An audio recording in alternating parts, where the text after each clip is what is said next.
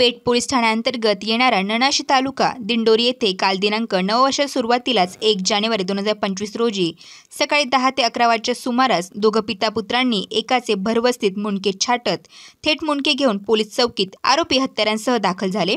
या क्रूरतेचा कळस नागरिक राजरोसपणे पाहत राहिले।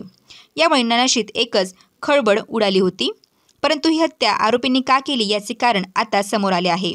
ते म्हणजे संशयित आरोपी सुरेश बोके यांची मुलगी पळून गेल्यास तीच पळून जाण्यास मयत गुलाब वाघमारे यांनी मदत केली असल्याचा संशय त्यावरून त्यास कुऱ्हाड व कोयत्याने मानेवर वार करून त्याचे शिर धडापासून वेगळे करून त्यास जीवे ठार मारले व आम्ही त्याचा कायमचा काटा काढला, तुम्हाला काय करायचे ते करा असे फिर्यादीस दमदाटी केली।